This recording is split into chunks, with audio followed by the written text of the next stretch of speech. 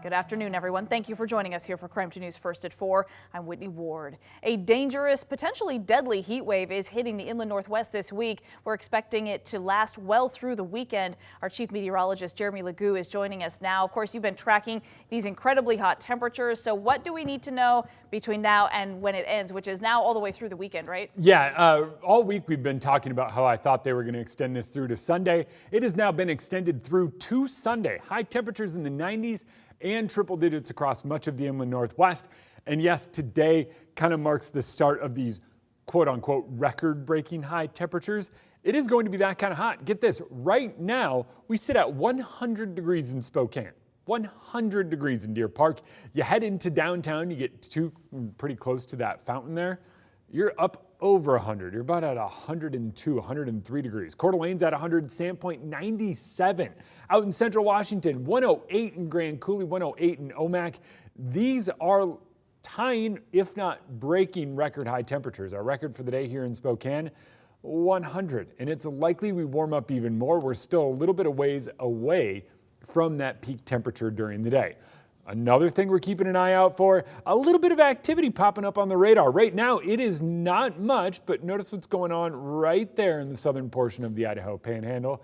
A little bit of something. We're going to keep a very close eye on that. We have the potential of seeing a little bit of dry lightning today. We will watch out very closely for that. But the real story is the heat. Overnight, not much relief. This morning, we only bottomed out at 70 degrees. Tomorrow, we wind up even warmer in the morning and even warmer in the afternoon. We're shooting for 103, and it looks like we stay this kind of hot through the weekend. Coming up in the full forecast, I will let you know when cooler temps arrive, but we also have to talk on ongoing fire danger. All right, sounds good, Jeremy. Thank you. Let's take a live look down at that splash pad Jeremy was just talking about in Riverfront Park right now. Plenty of people down in the park trying to find the best ways to beat the heat. Our photographer, Dave Summers, actually set out to find out some of their best heat hacks. Here's what they had to say. It's hot. I don't know. I can't stand it. I mean, it's amazing. Yeah, I mean, it's great. I mean, it's not super humid. You know, it's, I mean, it's hot, but it's not like Texas hot. Oh my, that's fast. I wish the splash pads were working. It's too hot, man. It's way too hot.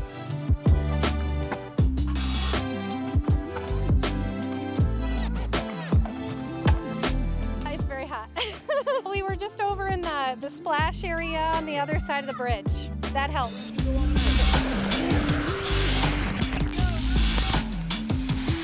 We had to come check out this splash pad. It's a lot of fun.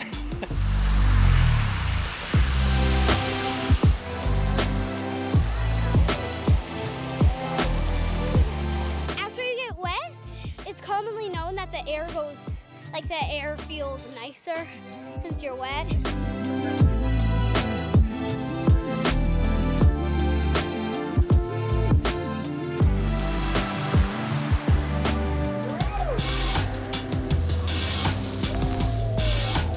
Get wet, try to beat the heat.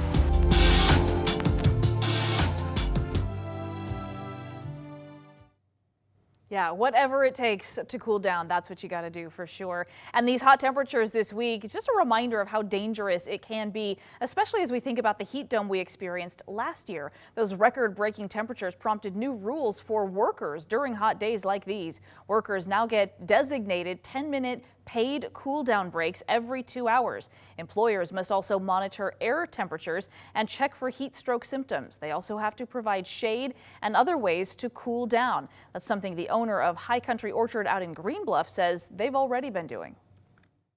Anybody working outside, we start them earlier in the morning while it's cool and they can get done earlier. We have ice water everywhere at all times. They can break whenever they need. We've got a big freezer and a refrigerator. They'll come in and stand in there sometimes and then go back to work. And in addition to keeping cool, Erin also has a few tips for people with smaller gardens and outdoor plants. She suggests putting a shade over your garden if it's small enough. Also, make sure your plants are getting plenty of water. And another tip, you want to actually water with lukewarm water because cold water could actually shock your plants right now. She did say sensitive crops like berries, they'll likely dry up either way with temperatures this extreme. In the meantime, heat is hitting other states and other parts of the inland Northwest even harder than we are seeing here. In fact, right now, Oregon is under a state of emergency. We know 2 people in Oregon have already died from suspected heat-related illnesses. The first death happened in Portland on Monday. Portland has been experiencing triple-digit temperatures for the past 3 days, and that could last through at least tomorrow. In other top stories tonight, court documents reveal more about a drive-by shooting and the suspects who shot a Spokane police officer last month. Investigators found a cell phone they say the suspects used to record the shooting itself. KREM 2's Amanda Rowley is here now as she shares the transcription from that recording. Amanda? Yeah, Whitney, at the end of June, Spokane police arrested Ray Wynkoop and Isaac Ott for the drive-by shooting that injured one of their officers. Detectives believe, based on the cell phone video of the shooting, the suspects were in the area waiting for the opportunity to shoot officers who frequent that area. Now, court documents say investigators got a search warrant for the suspect vehicle and found 2 cell phones. One had photos of the 2 suspects posing with firearms similar to those found in the car. And the second cell phone had a video recording of the shooting. In the transcript of that video, the suspects are heard saying they were in a Spokane police hangout area. The video also captures the sound of their car accelerating, which detectives believe is when they started chasing an officer. Then 7 small caliber shots are heard in the video. Shortly after this, the transcript says Wynkoop asks if they got it on video. Detectives also monitored phone calls Wynkoop and Ott have made from the Spokane County Jail since their arrest. In one conversation, Wynkoop told someone he tried to shoot it out with every cop he saw, adding he and Ott took a video of it. Now, detectives also captured a phone call Wynkoop had that suggests the motive for the initial shooting on East Garland that police responded to. I'll be sharing those details tonight at 5. Amanda Rowley, KREM 2 News. All right, Amanda, thank you.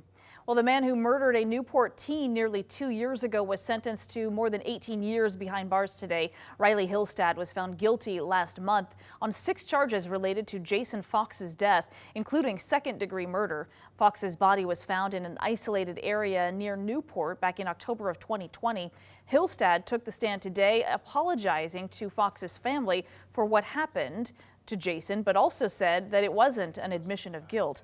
Another suspect in the murder, Claude Merritt, he was sentenced to nearly 28 years in prison for murdering and kidnapping. The construction on Thor and Freya has now moved into its next phase. Previously, all of the traffic there was being directed onto Freya while the Thor work was being done, but now all traffic has moved to Thor so crews can work on Freya. Crews have been replacing the asphalt there with concrete for the last 4 months. The new surface should make it a lot less susceptible to ruts and potholes. Drivers and businesses, though, have had to adapt to several traffic changes while navigating their way up and down the Spokane South Hill. Management at Wicked Glass in that area says construction did take a toll on business. One of the co-owners, though, says he's hopeful now for the return of customers now that Thor is back open. It was a ghost town around here. You know, there's no cars going by, no one's showing up as much. We're down 50% in business, so yeah, it was a big hit for sure. But it's looking up. It might take a little bit for people to realize that it is open and how to get through this area, but yeah, I'm relieved and I'm happy that it's opened up again. This now moves the city into phase 4 of 7 phases in this $8.9 million construction plan. The city reports construction is on track to be completed by November. Today, Spokane City Council discussed how to allocate more than $27 million in supporting of the community in post-pandemic recovery. This is the 3rd round of funding allocations from the American Rescue Action Plan Act, or ARPA. Today's meeting was only a study session for Council to discuss how the current proposed allocations are. The list includes an offer of $1.5 million in grants to community centers, $5 million each to higher education, small business recovery, and a municipal justice center. Councilmember Michael Cathcart also voiced his support for allocating some funds to higher education, calling it a major benefit to the entire community. Essentially, every child born in the Spokane region would have access to higher education, be it a 4-year university, a trade school, something. And I think for the small amount, relatively small amount that the city would be investing, the county has also invested, I think the school district is investing, to have that sort of an outcome would be a pretty major game changer for our entire community. But putting $5 million of that ARPA funding toward a new municipal justice building does not yet have full support from the council. The current municipal court is in a building that does meet administrative and security needs. The funds would allow the city to purchase a different building that would. Council will vote on this list of proposed allocations at its next meeting this coming Monday. United States Transportation Secretary Pete Buttigieg visited the Inland Northwest today. He was in town for the Western Governors Association conference, which is being held in Coeur d'Alene. He's scheduled to discuss President Biden's infrastructure law, climate change, and cyber attacks. He arrived at the Spokane International Airport this afternoon, and you could see just there, KREM 2's Mark Hanrahan was there and got to meet up with him and talk with him a little bit about our area's growth. So we'll have that conversation coming up tonight. Make sure and join us for KREM 2 News at 6. Well, this is a question a lot of people have been asking. Are we in a recession? That is the question experts are also trying to answer. Today, a report from the Bureau of Economic Analysis shows the GDP fell at an annual rate of 0.9% from April through June.